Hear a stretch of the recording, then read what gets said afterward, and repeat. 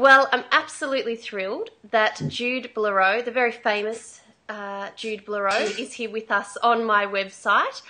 Thank you, Jude, for taking time to talk to us today. Oh, Lisa, it's such a pleasure.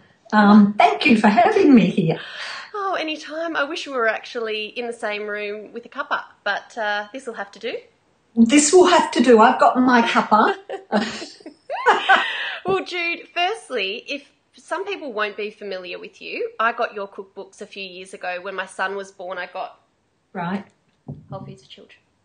And I've got another two. I'm just missing one, I think. But for people who aren't familiar, what can they expect to see when they open one of your cookbooks?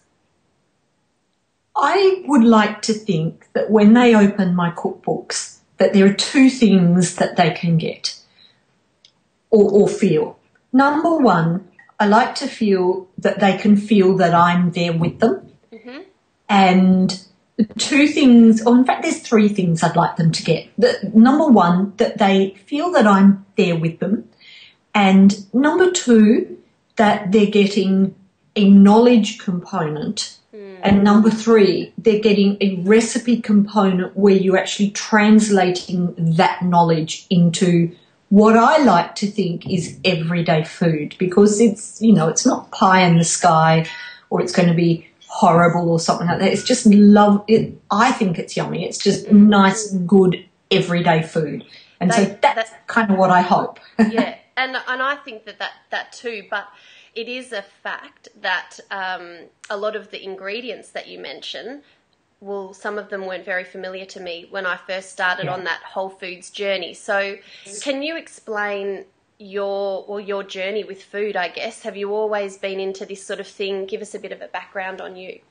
Oh, how long have we got? I listened to about 2 hours of that seminar, but we've got about 3 minutes. It's actually a really good question. Really what I would say now is that more and more I'm coming to a point where I'm doing what I would say old-fashioned cooking with what I call my funky whole food thing going on. I use some of those ingredients because they're ingredients that I'm incredibly familiar with and understand how they work. But there may be times when those ingredients aren't there or available to me that I might choose other ones. But if I choose something else, I'll be doing it because I want it to give me the same end result. So, for example, if I'm using tamari in a recipe, generally I'm using tamari to earth it. I'm salting it at the same time, but I'm also wanting an earth factor going on. Mm-hmm. And if I don't have that, I'll look to something else. Bone stock would be a good one, particularly beef or lamb, that would have that earthy kind of flavour.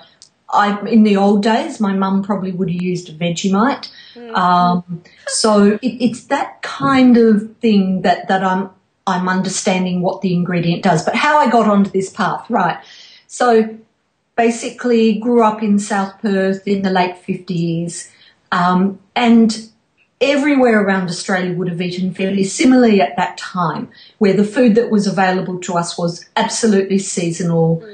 We didn't have imported goji berries or acai berries. We didn't have a lot of nuts. It was only when the fruit tree was in season. My mum is Italian. So it was we were all happy and healthy. Families were happy and healthy, eating really simple food and surviving without the ubiquitous fruit platter for children for morning tea and afternoon tea. We just ate very simple food. We had white flour and white sugar. Mum cooked cakes. She cooked desserts. And we were fine, but I think we were fine because there are a lot of other very good basics going on. Food was growing in better soil than it is now. It was absolutely seasonal. It was a lot fresher, and by fresh I mean fresh from the ground or fresh from the tree. We had some grain, we had some meat, we had just a really lovely balanced diet. We had very little, there were no vegetable oils in our diet. I think that's a really important thing. We had olive oil, butter, drippings, that kind of thing. It was just a really good, dense nutrition and simple diet. I ended up then after school doing early childhood education, and you can see that love of that still flowing through Whole Food for Children. But that was not my path, and I actually ended up in the fashion industry as a designer for quite some years. It doesn't look like it now. You're I know. glamorous and gorgeous. Stop. I know. I'm just in my casuals today. So that was happening. But so at that time, I was very interested in nutrition as well, and was studying nutrition part-time and very disheartened with what I was learning. And I think now I understand that for me, really, it is as Michael Pollan says, which is arguably his best book, In Defense of Food, that we are, you cannot take nutrients out of the context of the food. You can't take food out of the context of how you eat it and the people you eat it with. And nutrition then and now even more so has become highly fractionalized. So I ended up ultimately going to the US, coming across a book that changed my life, which was called Food and Healing by Anne-Marie Colbin, and she remains my mentor to this day. And I actually then came back, got out of the rag trade, got out of, just didn't bother anymore with nutrition, and I went to the US, and at that time what you learnt was macrobiotics. Yeah. So hence those Japanese ingredients coming through my diet, my funky whole food thing, the tamari, the miso, etc., the kuzu. And I then, the other big influence for me would be Weston Price and Ayurveda. And I think really where it's brought me to this point is, in a nutshell, is that I'd say I love where I am. I feel quite grounded and centered where I am.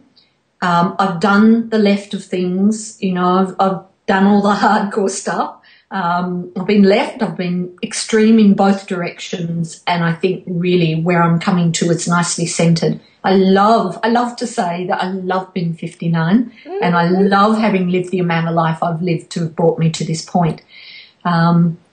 And yeah, that's my journey. No, it's a lovely journey, and what you've just described I went through in 1 year doing the Institute for Integrative Nutrition course, learning about all these diets. I did the course because I just wanted to feed my family better food, and the thing that I got out of it was that there's so many different ways to eat, and everyone can prove to you that their way to eat is the best way with science.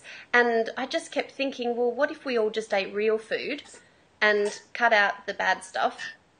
And that's why your philosophy and your cookbooks do feel right to me, because nothing's excluded really. It's just about pumping in the good stuff. And I do like that there is that education element, and it does feel like you're wise because you have lived through those different things and you've experimented. And I think it's important for people to experiment with what feels good inside their body, but I think we can probably only work that out once we've got rid of the crap. I absolutely agree. But I also think it's very confusing for people these days. And I actually think that whole foods or natural foods or healthy foods or wholesome foods have become very fractionalized. And I actually am thinking, and this is a long-winded answer to your question, but what I'm seeing and what I'm thinking is happening out there is that it's only because we are so disconnected from these roots, I guess you could say. So I'm 59, I've got these roots. I'm old enough to have had these roots. But for a lot of people in their 40s or 30s and 20s, and particularly in their 30s and 20s, they've not had, in most cases anymore, a parent that has been at home passing on these wisdoms, so to speak. And that makes us very vulnerable to the latest stuff that comes along. And I think there's, as I say, it's food and wholesome food is highly fractionalized, and I think is very confusing for people that are untethered, that don't actually have a tether to a strong food culture or a background of how it used to be even in Australia. And I think this is why more and more what I'm finding is that I'm really coming back more and more to what I would say good old-fashioned cooking, with what I call my funky whole food thing going on.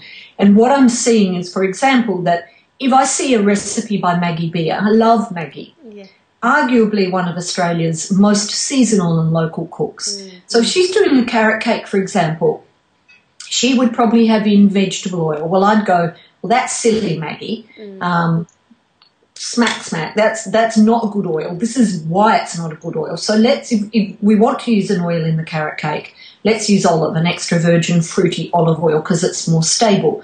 And that white sugar, well, that's not, or that brown sugar, that's not really a real sugar. It's still white with stuff added back to it. So let's use, if we don't want to use a very whole sugar like a rapadura or a maple syrup, let's use a semi-refined Billington's kind of, for example, Muscovado.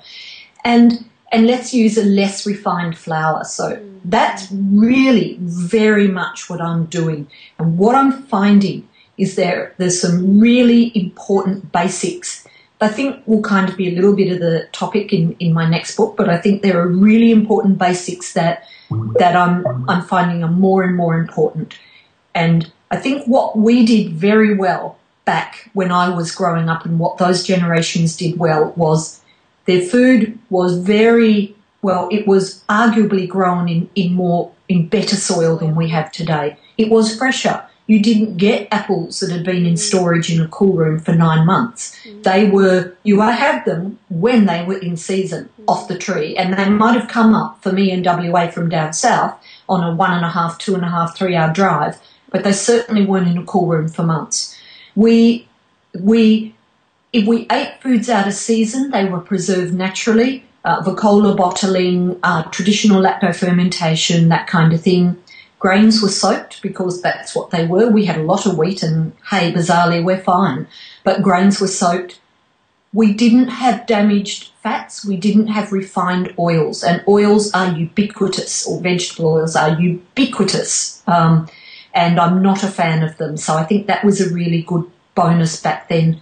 The other thing that I think was really important is that we actually ate breakfast, lunch and dinner, and each of those meals were, in the old way of saying them, were 4 square meals. I have a friend who calls them complete meals, but they were nutrient-dense meals that provided the body with the fuel it needed. It wasn't things like cereal for breakfast, which is not a food, cereal. It was porridge from a whole grain that had been soaked. It was eggs, might have been bacon, it might have been sausages or ham at Christmas.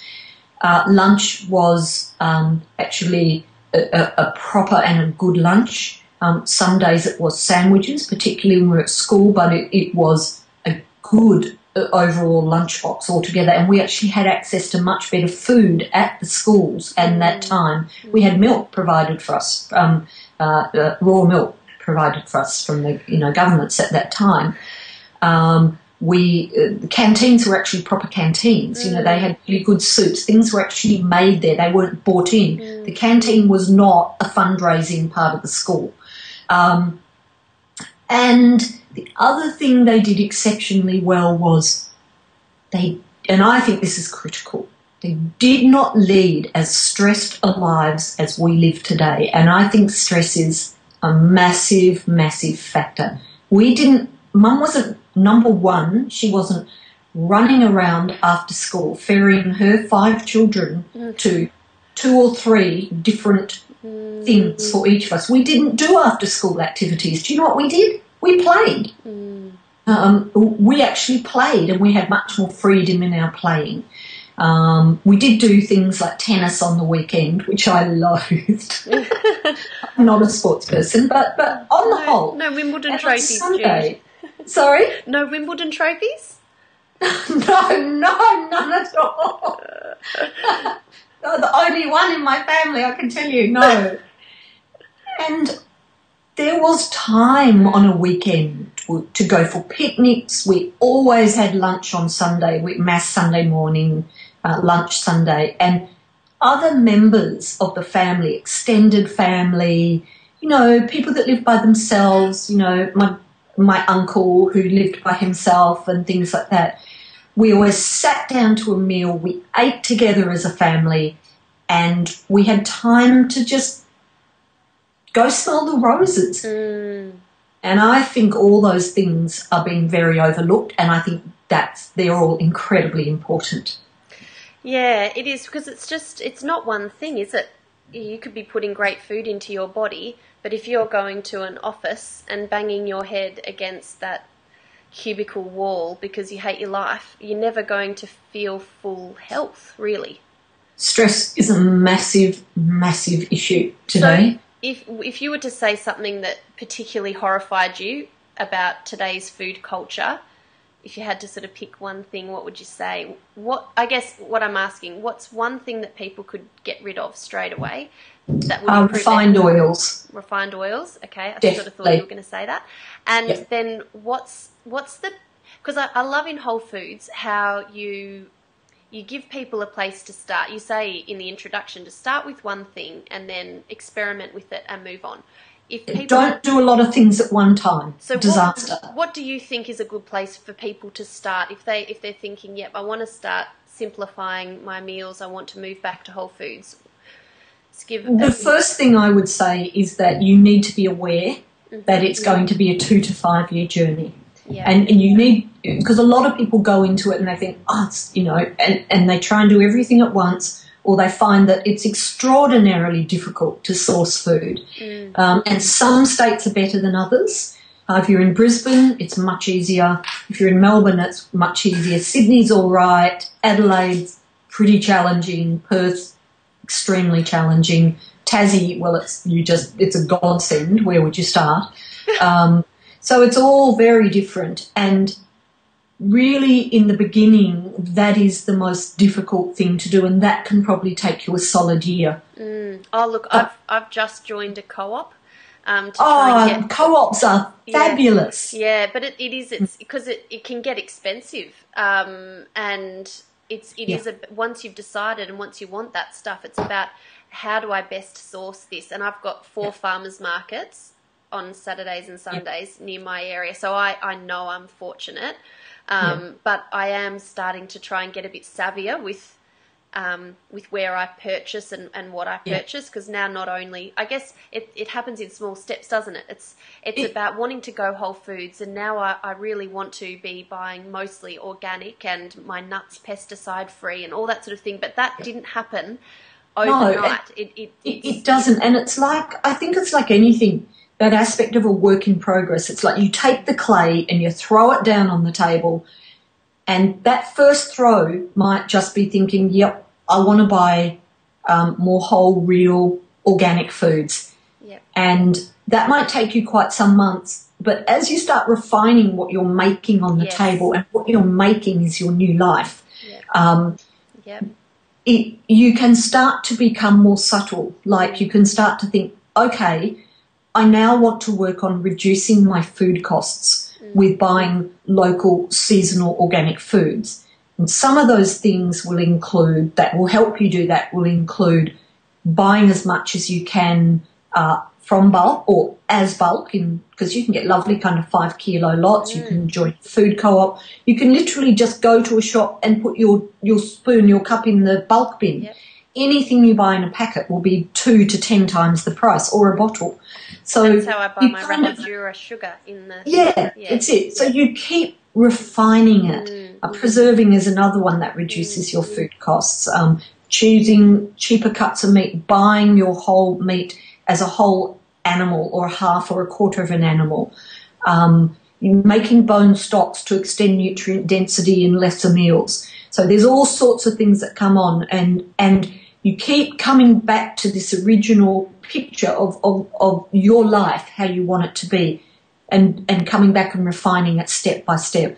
That takes some time, and it's at least 2 years. Yeah, that's really comforting to hear, actually, because I think I can give myself quite a hard time because I know what I should be doing, or I feel, but the reality is we're all trying to do these things with external pressures on us, and it's hard to reinvent the way you eat and the food culture for your family. So that's what I guess I'm in a process of doing, and so it's lovely to have someone like you as a bit of a guiding light, to, you know, my light at the end of the tunnel. I will get there.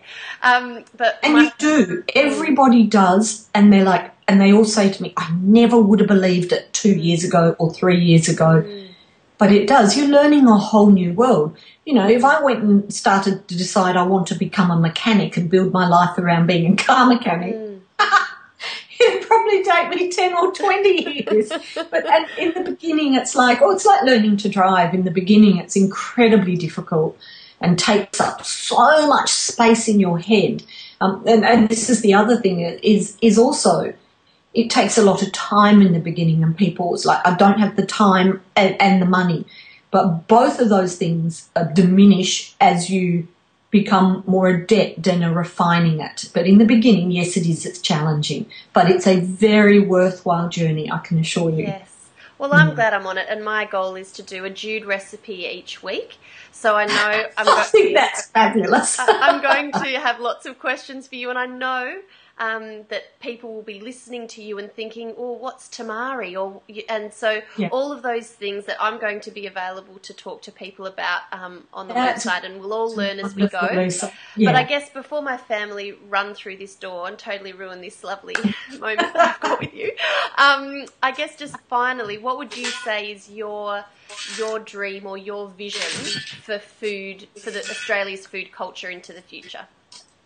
I'd like to see wholesome food become less fractionalised. I'm very concerned about the extreme movements at the moment. Raw, vegan, they're highly fractionalised.